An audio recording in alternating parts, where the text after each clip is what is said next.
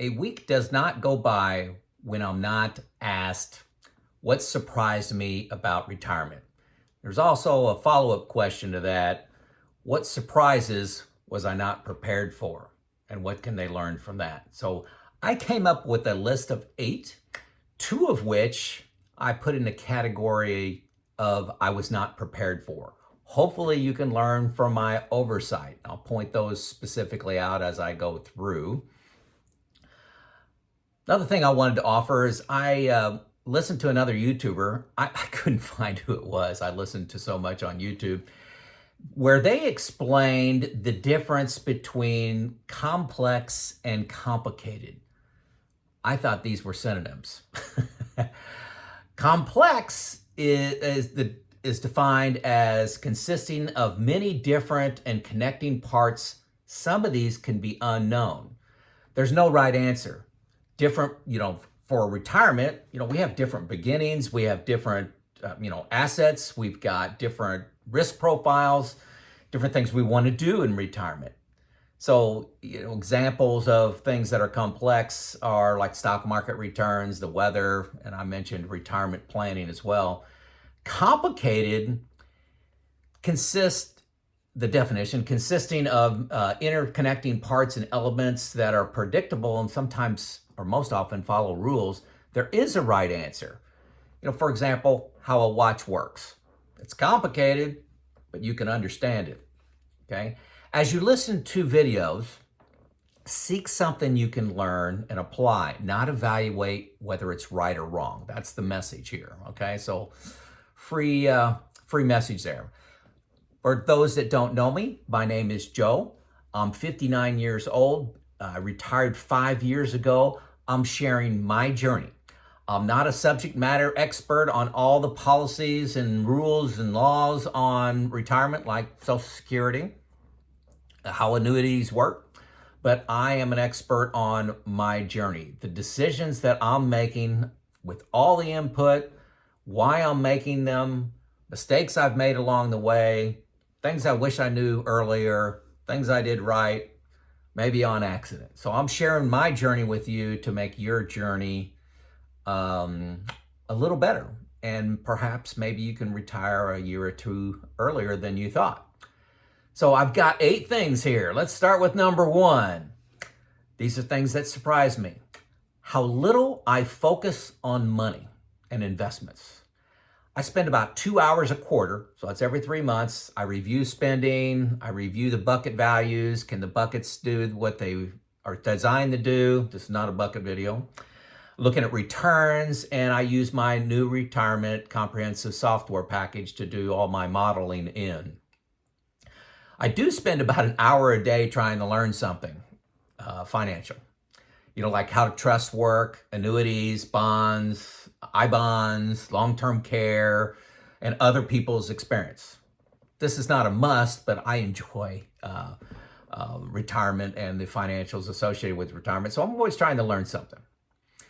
Number 2, surprise.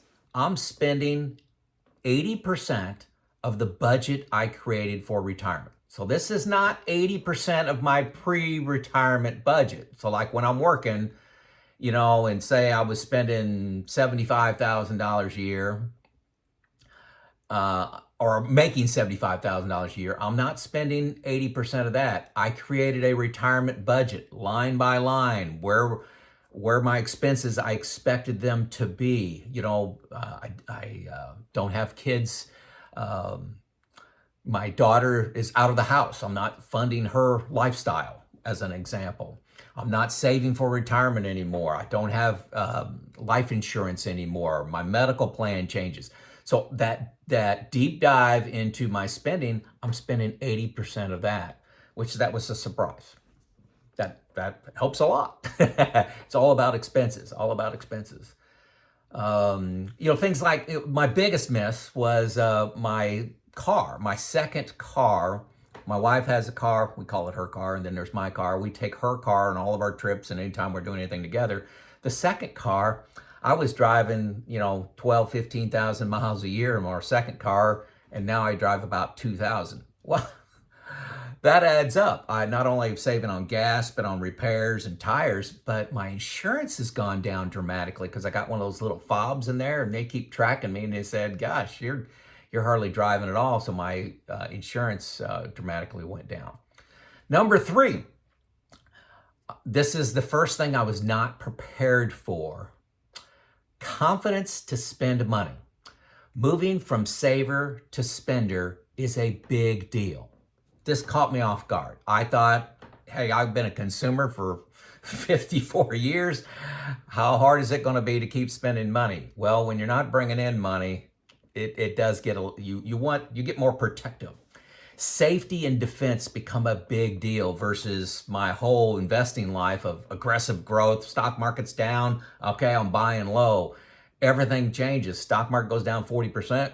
That's can be a terrifying experience when you're expecting flat, 7 to 10% returns. Sequence of returns is a big deal. If you don't know what that is, going in retirement, you need to. How are you going to act? How are you going to act if the market goes down 40%, and why? This is the reason I set up buckets. Bucket one, money. Right now I got 5 years of expenses in bucket one, and 5 years in bucket two, and then remainder of my assets in bucket three. Bucket one and two are designed to get me through those tough times.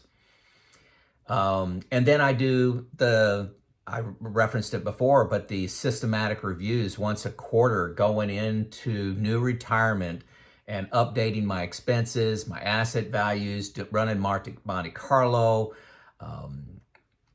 just stress testing with different rates of return. I have my retirement group that I meet with monthly. All these give me confidence to spend. That's a big deal, and I wasn't prepared for it. Number four, how much time there is in a day and how fast the years go by. This wasn't a major deal, but it was shocking to me and maybe a little embarrassing. But you must have hobbies and journeys that you're going on. For me, and people ask me this all the time, I'm going to rattle off some things here. I belong to 3 nonprofits. Habitat for Humanity, build houses. I'm on a parks board, help raising money for parks in our city. I'm president of the HOA, Homeowners Association. I got 3 retirement groups that I'm a part of. I produce a YouTube channel. I write for an R&M, Reliability and Maintenance magazine. I make videos for that magazine, all on reliability and maintenance. I do mentoring and coaching of a handful of reliability and maintenance leaders. And I really focus on exercise and nutrition. All this with a lot of travel and spending time with family. So a lot of you may look at that and say, Joe, you're pretty busy. You got a lot of time. What I underestimated, say you're at work 9 hours a day. Well, how long does it take you to get ready for work? Commute time.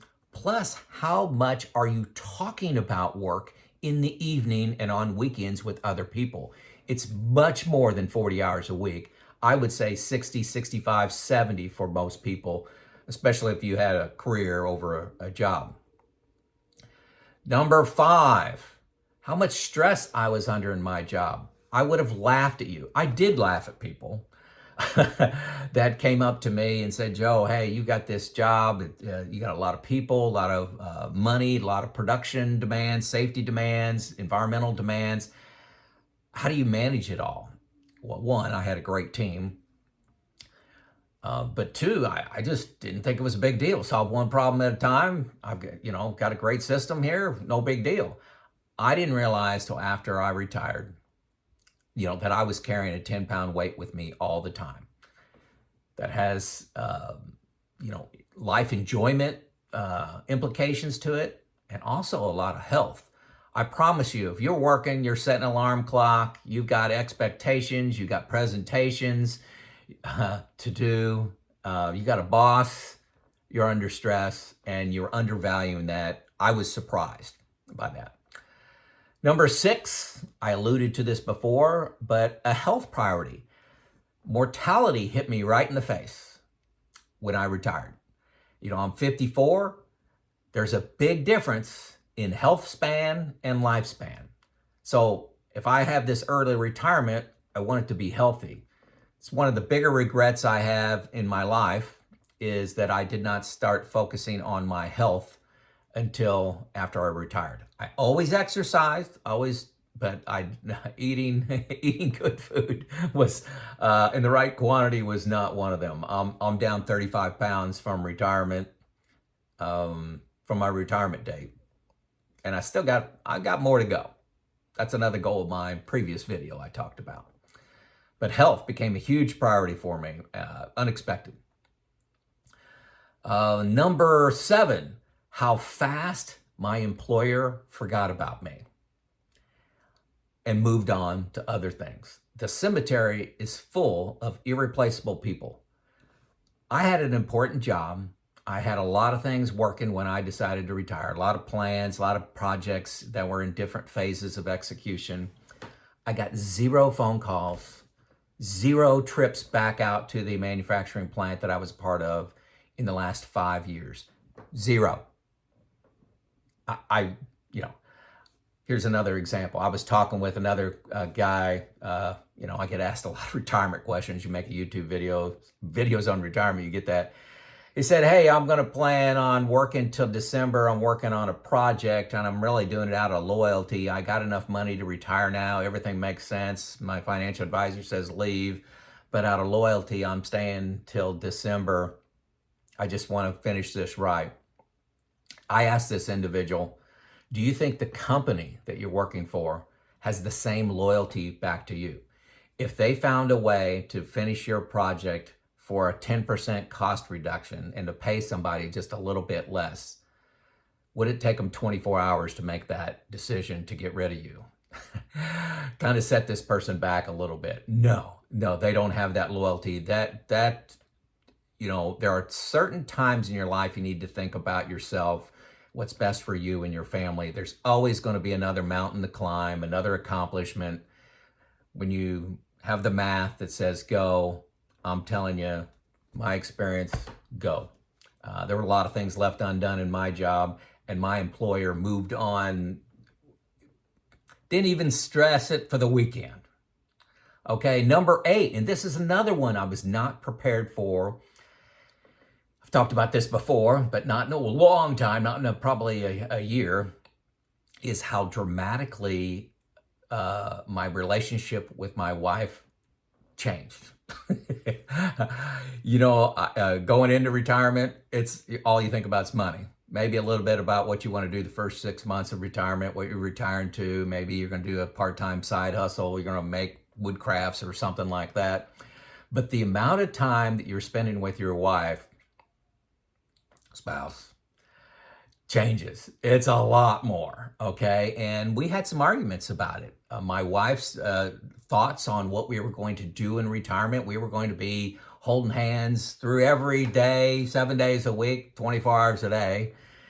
And the reality hit that she had some journeys that she wanted to be on that I wasn't that interested in. And I had journeys I wanted to be on that she wasn't that interested in. And that's okay. As long as you got a lot of journeys you want to be on together. My wife and I are together on our exercise and nutrition journey. We're together on our travel journey. We're together on our faith journey. But my YouTube channel has nothing to do with her. She refuses to be on it. I've asked her dozens of times.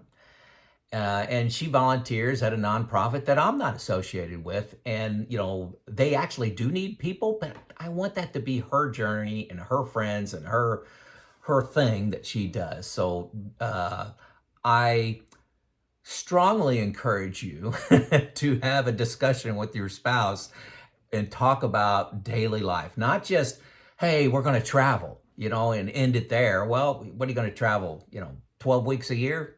What are you going to do the other 40? There's a lot of time in a day, and there are 52 weeks in a year.